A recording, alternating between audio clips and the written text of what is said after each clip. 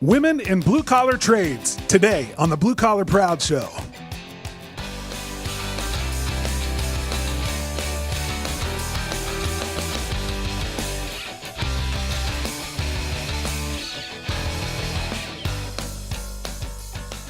Hey there, Proud Nation, and welcome back to another episode of the Blue Collar Proud Show. It's the show all about having and living the blue collar business dream. If you can dream it, you can build it. And Taylor and I want to be along for the ride. Thank you for listening in every single week. And my name is Carter Harkins, and here is Taylor Hill. Hey, man. Yep, I am here again, having an amazing day. You know, we talk about the blue collar business dream a lot, and I wonder how many people listening think of that dream from a particularly male standpoint. I would think a lot. It turns out that and what we're talking about today, I think is important, but it turns out that there's some really interesting statistics regarding, men and women in blue collar trades. Mm-hmm. And I'll just share a few of them. And this may not be a surprise to anyone, but you know what? I forgot we were doing the sponsorship at the beginning. I got to get used to that. Okay. It's there. I just didn't do it. Let's do it again. See, me moving had nothing. I'm going to have, what do they have at the Gong Show? One for each of you.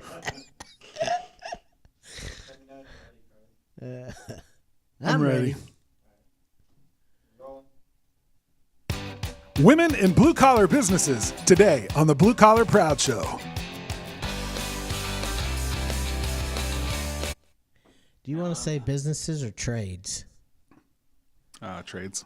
Yeah, because you said businesses. Oh, got it. No worries. Now I am dialed in. Bong! We're going to have a gong for you.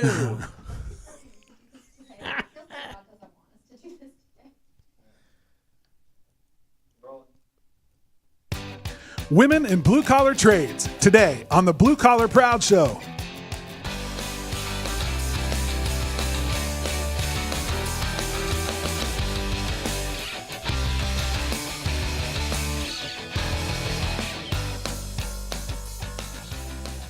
Hey there, Proud Nation. Welcome back to another episode of the Blue Collar Proud Show. It's the show all about having and living the blue collar business dream.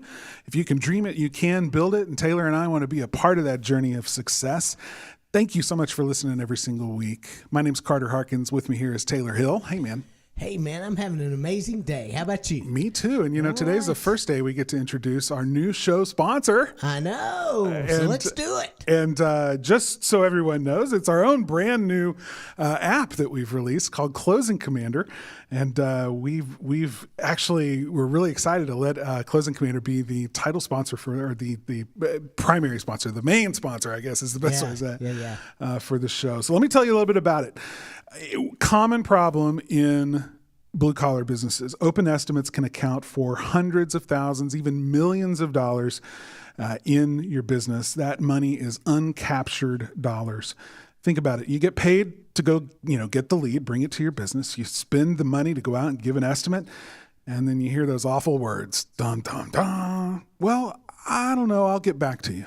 It's like, but they never get back to you, right? So, this is an app that basically helps to capture that money, to keep it from going into that I'll get back to you black hole where estimates go to die. And this is something that I'm excited about. When you are able to automate the process to make sure every single customer in your business gets world-class communication from you during the purchase decision, you get more estimates that turn into sales, and that starts to happen effortlessly and automatically. It's like putting that part of your business on autopilot. And we are seeing businesses that are getting 2, 3, 4, 5, even 10 more jobs a month. Mm-hmm. Now, if you're listening to this and you're thinking, that sounds interesting, what would even just 2 or 3 estimates be worth to you in your business right now? What would it be worth to make sure that every customer is getting followed up with? So even if they say no, you're finding out what their reasons are. Those reasons can be incredibly valuable, even more valuable than just seeing, getting another job. But those jobs certainly add up. So we've automated that process with an app called Closing Commander. And for listeners of the BCP show, you get your entire first month completely free. And that's even after the normal 14-day free trial. But to get that offer, you have to sign up using the link in the show notes or the special offers section of the BCP Show app. So go check it out at closingcommander.com. And then when you're ready, sign up with the special link in the show notes of this episode and do it today. This is going to transform your business. It sure will. Closingcommander.com. That's our new sponsor. We're excited about bringing them to you. All right, let's transition and talk a little bit about what we're getting into for today's topic, because I think this is something that's really important. You know, we always say at the top of the episode, it's the show all about having and living the blue collar business dream. And I wonder how many of us have, listening to this, have a particular view in mind of what that dream is that might be informed by our gender. Oh, I think it's absolute. I mean, there are not very many people that think female when you think blue collar. Right. Yeah. And in fact, the yeah. statistics are there to show that in contractor trades, it may be no surprise, but men outnumber women 10 to 1 in contractor trades. In fact, according to the Bureau of Labor Statistics, the number of women employed in construction trades has actually declined slightly since 2005, just a little bit, about 100,000 jobs. But we're only talking about a million jobs that in construction trades that are currently occupied by women. Oh, wow. Most of those are in sales positions, office positions, and professional management roles. So it's interesting to me. And it's something that I think we want to talk more about, but you and I being guys, what can we really bring to the table? So not much, but we know people. Yes, absolutely. We know people. And we're going to interview one today that I think is doing a great job.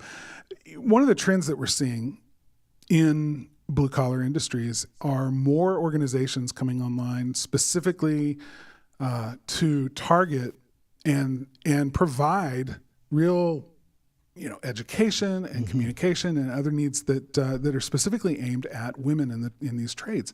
There's the National Association of Women in Construction. There's right here in Nashville, there's a group called Women in Construction, or WINC. Great group of people there. In fact, I designed their logo several years ago. Shameless plug. Yeah. There are other organizations or associations that are just for the entire industry, right. But they're realizing the need to cater more specifically to identified and separate needs that the women in their constituency really want to have. Places to be able to network, places to be able to get information about growing a business when you're a woman-owned business. Some of the challenges that come from just being in an industry that's been so male dominated. And there are issues. I mean, stereotypes abound, I can think of 100 of them just offhand, right. And I won't get into all of them, but if you think probably for even just a couple of minutes, you'll realize a few yourself. Sexual harassment is rampant. Discrimination based on gender is something that still needs to be confronted, not only in construction trades, but in any trade. And these are things but they're very prominent rather in construction trades. These are all things that contribute to, it's an interesting conversation going on right now. And we definitely want to be a part of that to contribute to it. I know we have a lot of listeners in the audience that are women. We've heard from a lot of them. We've had quite a number of female guests, and it's been great to get that input and that voice. I think that voice is important, and we'll be talking more about that as we go. So I don't know, is anything else you want to add before we jump to the interview and talk with our guest today? Yeah, I want to caution anybody that's out there that's thinking, I don't need to listen to this, because that's bias. I'm just saying. Think of it this way. If you don't listen and learn how to attract female employees and you've got an employee problem, it's over 50% of the population you're turning away. So does that not make sense then for you to really pay attention and to really support over 50% of the population that's looking for jobs as a possibility to work in your business? Don't turn this off. Yeah. It's good stuff. It is good. We're talking today with Brandy Biswell. She is one of the owners with her husband of Flues Brothers Chimney Service in Kansas City. And she's got a really interesting perspective. And it's not like she doesn't, well, we'll hear from her, but I think it's interesting. A lot of the discrimination that we expected to hear from her, she's not experienced as an owner. But I wonder if that might be different if she were simply looking for a job at a blue collar trades business. And that would be an interesting follow-up question we didn't get a chance to ask in this interview. But she has a great perspective, and I think is one of the up-and-coming voices in the industry that she's in. Well, maybe that's a question that if anybody out there that has experienced that can get back to us and see. Yeah. What are your experiences as a female in the blue collar industry? Absolutely. So love to hear from that. In the Blue Collar Proud Nation Facebook group, join in if you have perspectives, if you have stories that contribute to this particular issue and this topic. So let's talk with Brandy and hear what she has to say, and we'll come back and comment on that. Brandy Biswell, welcome back to the show. Thanks for having me back. This is a topic that I think there's going to be a lot of people in our audience that go, yes, finally, somebody who can paint a perspective that is so needed. In a male-dominated industry, you are a business owner. You own the company with your husband. What is it like? And I'm going to play ignorant here because I'm a man, so I don't have the perspective. But I want to know what is it like, and what challenges are you faced with as a business owner, being a woman in a male-dominated industry? It's rewarding, it's intimidating, it's all of those things all at different times.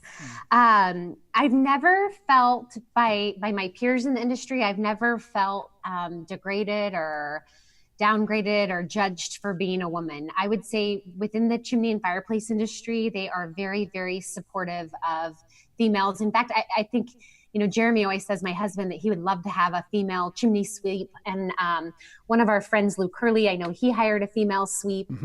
When Jeremy went to chimney sweep school, Lisa Ogden was in his class, and she would go out in the field. So I think that women in our industry are actually held up very high and regarded very high, which is a great benefit. There's also no lines in the bathroom when you go to convention for the women's restroom, which you hardly get anywhere, right? Like you go to a concert or anywhere and you wait in line forever at the women's restroom. The great thing about this is there's hardly ever a line in the women's restroom. So I think, it has a lot of benefits. I'm able to relate to our homeowners. So I don't have any statistics in front of me, but a lot of the homeowners that are making decisions about the fireplace are women, predominantly the wives and the ladies of the home. And so I'm able to think like them when they call in with questions or looking at different maybe units to install. I'm able to think like a woman and have that woman's perspective, which is a huge benefit. The disadvantage, though, would be, there are not as many female role models in our industry. There's certainly less to choose from than if I were a man. And so sometimes I have to look outside of our industry for those female role models. Yeah. Let's go back for a minute and talk about the perspective that you're able to bring in terms of your target. I mean, the person who's making buying decisions in your customer audience is oftentimes a woman, not always, but oftentimes. And so you're able to bring a perspective. I think that's important to really highlight that. Perhaps I think techs in the field can sometimes get a little bit myopic, they're thinking about the problem from a technical viewpoint. Having a different viewpoint is often good, but to add to that, the fact that you're able to bring a perspective and think about a decision from the perspective of gender and how that impacts maybe what is important to a homeowner or to the person making that decision. Talk about that a little bit more. Yeah, well, we talked in an earlier in another episode about, talking through with a female client about priority of repairs. So if I'm doing that with a client, I'm able to talk about, if we don't put this chimney cap on, I've had clients that they get raccoons that come down the chimney and come into the kitchen and are sitting on their kitchen cabinet in the morning when they get up for breakfast. I'm able to talk about if you do get water down the chimney, it's going to stain this beautiful, new carpet that I can see in this picture that you've just installed. And so put it more in their terms, whereas you're right, the technicians are thinking more technical and getting into, that this is why the crown needs replaced from a technical perspective. And I can bring it down to a more definitely female level, more personal level. Yeah. What's interesting about this, my aunt was one of the very first Methodist ministers, female Methodist ministers. And she grew up on a farm, and she worked in a camp. And so one of the funniest stories that I've ever heard is they were doing this huge circular driveway. You'll get a kick out of this, Brandy. Doing this huge circular driveway, and they poured the concrete, and the guy that was finishing the concrete got a call, and his wife was having their first baby. And so there was nobody else on that crew who could finish that concrete. And, they had the big paddles out. And yes. So my aunt came up and said, well, let me try. And they kind of looked at her like she was crazy. But she actually finished the entire whole driveway of concrete that afternoon. Got done. And the foreman said, I don't know how in the world you learned how to do that, but I would give you a job any day. You did a fantastic job. And she said, well, it's kind of like icing a cake. I love it. I do love the shock factor. I love when we get a delivery and I go out and I fire up the forklift and pull out the forklift. I love to see, if it's a new delivery man, the shock factor on his face. And sometimes I'm in a dress because I have other meetings that day or whatever. And so I'm driving the forklift in a dress. And, or I get that male contractor on the phone who's asking to speak to the technician. And then I'm telling him even more information than the technician did. And so I do love the shock factor of it. Absolutely. Yeah, see, I think the mistake that most men make is we underestimate what females can bring to the table. For sure. So talk a little bit more about that. That's got to Brandy. be common. Yeah. I mean, I know you said that the industry itself is respectful, but you're going to encounter people on the phone or vendors, people that may not have that same sort of collegial respect. What is that like, and how do you deal with that? Yes, it's very different. So the healthcare world that I came from, if a man walked into the room, and there are a lot of male nurses, but the patients always assumed that was a doctor. And so it could be their nurse for the day, but they spoke to them and, oh, doctor, and the male nurse would always have to correct them. No, I'm your nurse. I'm not the doctor. It's kind of the opposite here, where you're right. We get customers, sometimes vendors, different people that they can be degrading because it's a female answering the phone and they really want that technician on the phone. And we're trying to explain to them, we in the office are certified. We could go out and sweep your chimney if we wanted. We know just as much and sometimes more than the technician. And so just kind of, I hate to say proving them wrong, but showing them through our knowledge and remaining respectful that we do know what we're talking about. Yeah. Yeah. And it can be hard. It can be tough. Yeah, the challenge of that, I'm sure, because it's almost every day. I mean, it's just to not be defensive or become Yeah. defensive after Yeah. a long period of time, that of constantly having those sorts of experiences. And this is something that, what we're talking about really is a very specific case with you as a business owner, but I think it extends to our culture here in the West, just in general.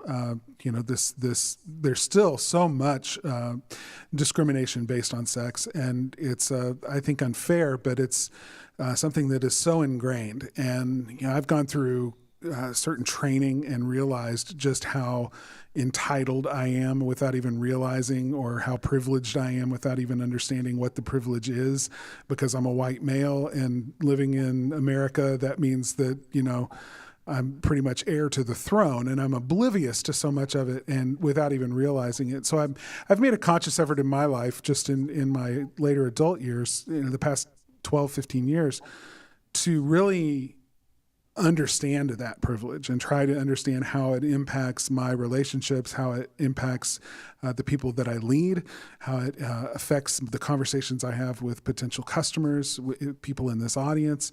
And I still know there's incredible blind spots there, but it's important, I think, for all of us to realize that. So part of the reason that we wanted to have you on the show today was to sort of help highlight that fact and hear a perspective that obviously Taylor nor I could really contribute to authentically. Yeah, there's a great quote that Wes Moore has in his book that says, "We are the products of our expectations." And so I think sometimes it's just changing what those expectations look like. So talk a little bit about, Carter just mentioned something and it just spurred a question. Do you have any leadership challenges with the men in your organization, or do they just kind of know this is the way it is? I have not really encountered specific leadership challenges. As I maybe had I been in this specific industry when Jeremy and I were younger, I might have had more. Mm-hmm. The demographic of our technicians, most of them are in their mid-20s, some younger 30s. And so I think since I'm older than that, I'm sometimes seen more as a authoritative mom figure, as much as I hate to admit that. And if anything, I think our technicians are really good, because I try to be humble. And so if I don't understand something, if they put something on the line, or if a customer's asking me something, I'll be like, "Hey guys, explain this to me. I don't understand this," or "Tell me why this is." And they love to play the teacher role and in a very respectful manner. Yeah. And do you find that the younger people are actually less likely to have an unrealistic expectation between male and female, that they really think that men and women a little more are equality. a little bit more equality? I do for sure. When I was younger, when I was in my younger 20s, a lot of times I was often charged with leading teams of people that were sometimes double my age. And I do feel that I had more challenges then when I was the younger person leading someone much older. Mm-hmm. Yeah, I think that makes sense. Let's talk about the industry as a whole. Your contribution, we've watched just in the past 6 years or so that we've been a part of the chimney and venting industries and fireplace industries. We've watched you sort of take on more of a public face and a role in the industry as a leader and as a teacher and someone who has a very authentic story to share and information and knowledge. You're coming up as an educator now. Talk about your contribution to this industry. Let's look into the future, 10, 15 years from now. What do you think that you can contribute with regard to better treatment and equality of the sexes in these male-dominated industries? Is there anything there that you would hope to accomplish? I think just bringing, my experience to the table to the younger generation of female business leaders that are coming up. I was super excited this year at our national chimney sweep convention. I met two young ladies, one out of San Diego who is starting a chimney company with her cousin, and then another young lady who's taking the business over from her dad. And I could not have been more excited to meet these young female ladies who are taking on these chimney companies. And so I think as more and more women step up to the plate, it'll happen organically. But I think just continuing to break down those barriers and trying to continue to educate myself so that I can be seen as rising more and more towards that expert level and the respect that comes with that as you grow and learn more. Mm.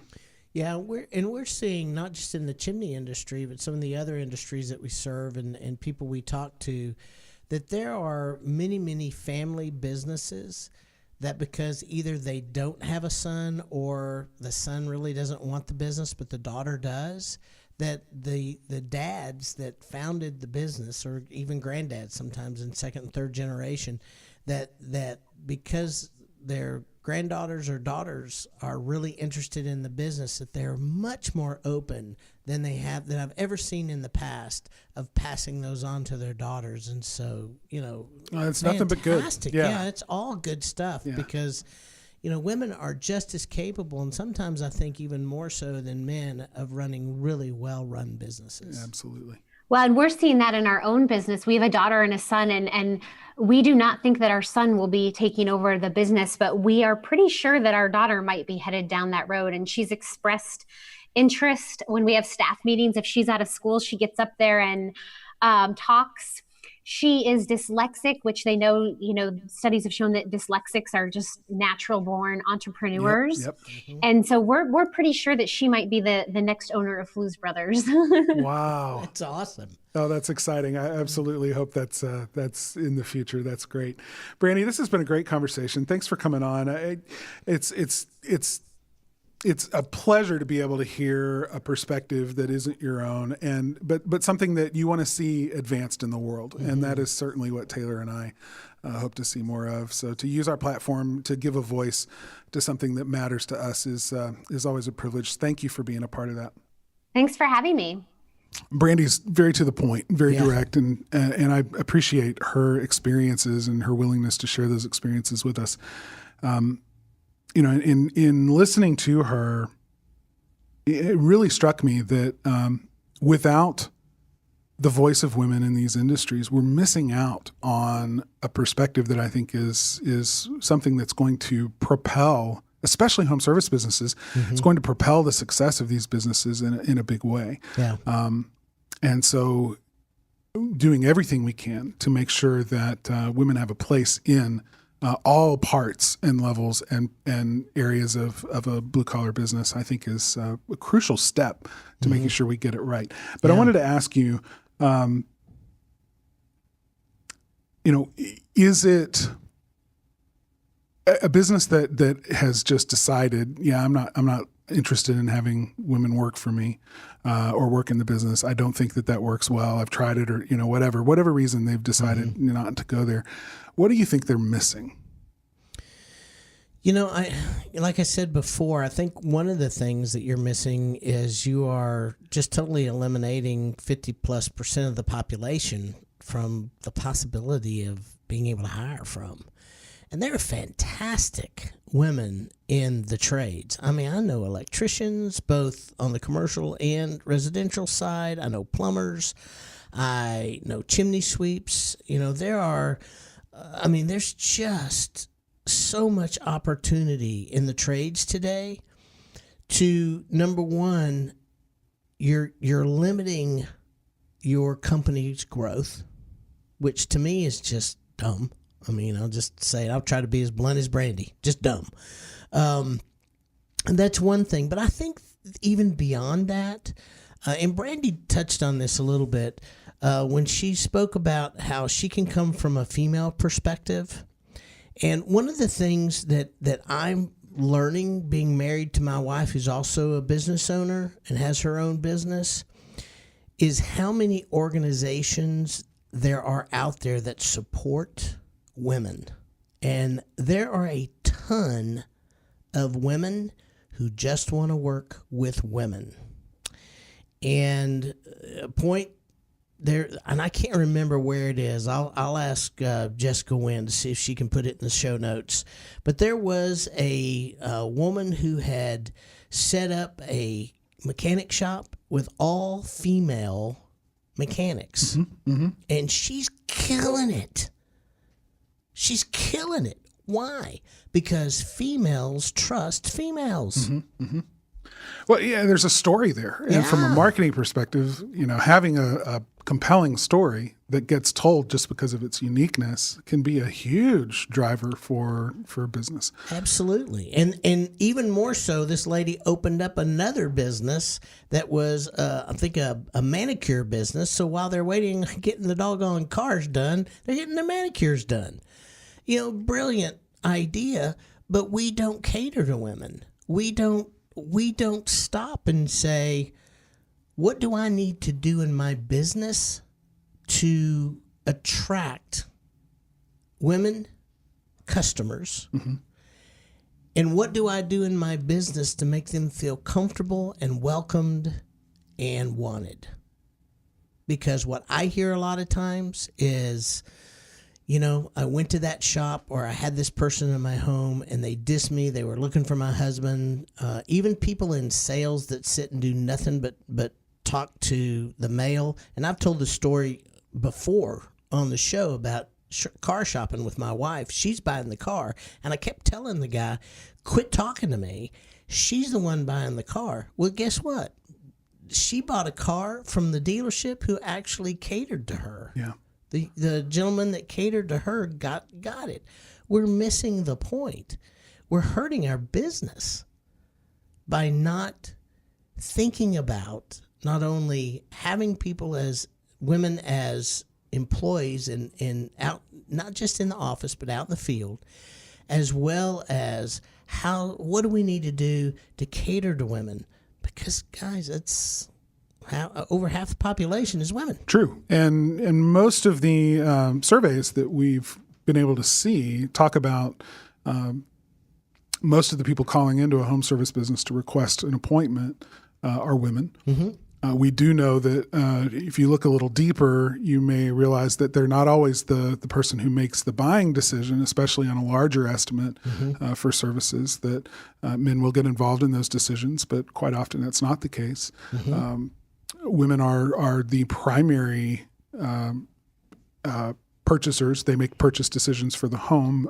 That's just historical figures that have been that way since, I guess as long as they've been measured, like the 30s or 40s. Yeah. And that may be changing. I'm not sure historically how that works, but yeah, ignoring those things in your marketing, writing websites that are purely from a technical standpoint that completely ignore a more feminine voice. Yeah. Just a tone can perhaps alienate people that you don't even really mean to alienate, simply because you don't have another. And here's the thing. It's awareness. Yes. Yeah. It's not that I'm intentionally doing something or that I'm sexist. It's just that my perspective as a male is purely a male perspective. And if nobody challenges that, then I'm going to think about how I think about things and write about on my website and blog posts and advertising and everything else. I'm going to talk about those things in a typically male way because I'm a male, so that's what I'll do. But to seek out a female perspective and bake that into the very DNA of your organization, I think is an incredibly smart thing to do. Just from a business standpoint, it's necessary. Yeah. So in the interview, you talked a little bit about the entitlement that you didn't realize that you had. Touch on that a little bit and how that has kind of changed you personally, as well as how it's changed how you deal in our business. Because I think that may help some people, because there are a lot of guys that go, I'm not entitled. I don't even get this whole entitlement thing. Yeah. Yeah, it becomes political real quickly and everything else. And it was for me too. I just didn't see it. I chose not to see it. But I was a part of a training for, it was leadership training, but it was in a context where I was sitting in a room with a lot of other people that were there for this training. We were all given a sheet of paper right at the beginning, and the trainer said, okay, for the next 3 minutes, I want you to write down every single challenge that you've had in leadership that has resulted from your gender or your race. Go. And I sat there thinking, well, I can't think of any challenges because of gender or race, really. And I started looking around the room, and I'm seeing people flipping that page over and just writing. Furiously writing line after line after line. And I look around, and there's, 8 or 10 other white guys like me sitting there, and we're all just kind of twiddling our thumbs. We don't have any concept at all of how our gender or our race has impeded our ability to lead. But there were black women in the audience. There were men of other nationalities I don't even know. Let's just say skin colors for better, because that's what you observe as you look around a room. And they're And white women probably. white women as Yeah. well. And every one of them is writing just as fast as they can. And then he says, okay, stop. And then hold up your paper just so everybody else can see. And I mean, there are people that in 3 minutes had finished one side, flipped it over and started on the other side. And I sat there with literally maybe 2 things, and they were half-assed. They barely even counted as anything. I just was trying to make something up because I felt so left out. That was the moment, though, that I realized that my privilege as a white male in our society was so completely unknown to me. I had no idea how privileged I was compared to what other people had experienced in their own lives. Right. And it woke me up. It was a moment for me to realize there's something else going on here I've never seen. It was like somebody lifted the curtains and threw a bunch of light into the room. And from that moment, I've always stopped to consider, how is my privilege or my entitlement getting in the way? The one thing about entitlement that you can guarantee is the less you think you're entitled, probably the more more you entitled you are. really are. Yeah. That's kind of the hallmark. And that was the point of this particular trainer in this leadership program, was to help us see that until we have empathy for what other people go through, until we understand how we are perceived by people in leading them, we are going to be very ineffective. And it was a great way to be challenged. I really appreciated that. So anyway, long story, but that was the beginning for me of understanding and seeing my own entitlement. So how do you feel like that's impacted how you deal with employees, not only in leadership, but how it's actually affected our company? Yeah, well, I'd like to think that it does impact it for the I better. think it does. Just that awareness to stop a little bit before an interaction to understand how I may be coming across. I'm certain that there have been times where I didn't check myself, and that it's impacted in a negative way. But I'd like to think that certainly the diversity of our employees, the people that we've asked to be a part of our leadership, reflects a desire on my part to seek out talent and give talent a chance to really rise, rather than thinking about ways to,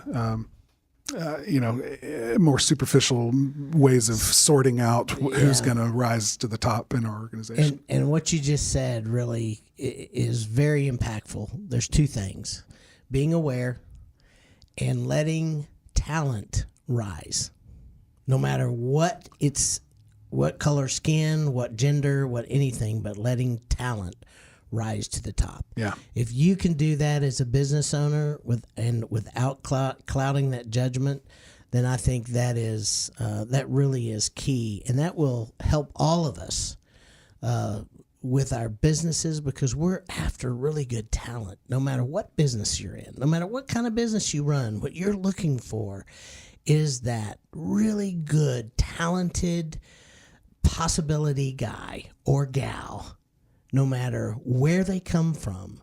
If you can do that, I think as a business, you can be unstoppable. That's my Absolutely. opinion. Absolutely. It requires change, though. It does require changes in thinking. Good stuff today. Yeah. Let us know what you think in the Blue Collar Proud Nation Facebook group this week. If this was on point, if you disagree, even if it's a political point, I think this is worth having the conversation. I think it's important. So let's do that. Just a few housekeeping things here really quickly. Just want to remind you about our sponsor, Closing Commander. If you want to check that out and sign up for a free 14-day trial, you can do that with the link in the show notes. That will give you an extra 30 free days on your account when you sign up using that link. All sorts of good information, though, over at closingcommander.com, so check that out. Also, thank you to all of you who have been listening to the show and have given us feedback in various places. It really does help us make the show as good as we can.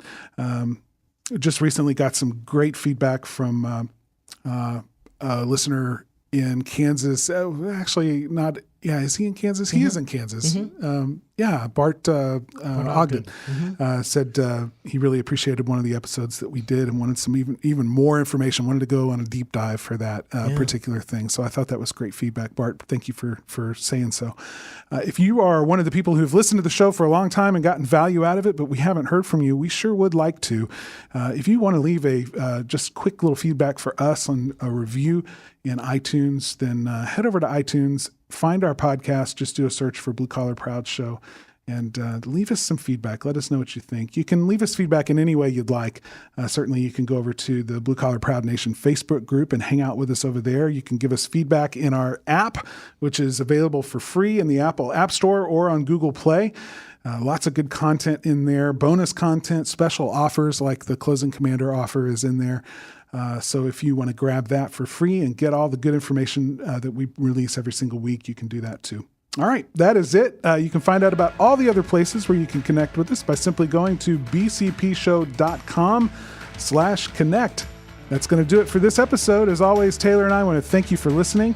Also want to thank Aaron Blaze, our technical director, Jessica Wynn, our show coordinator, Jonathan Sanders, our community manager. Until next time, remember, it takes the same energy to build up a business that you hate as it does to build it and be really proud of it. So why not build it the Blue Collar Proud way? We'll see you next time right here on the Blue Collar Proud Show.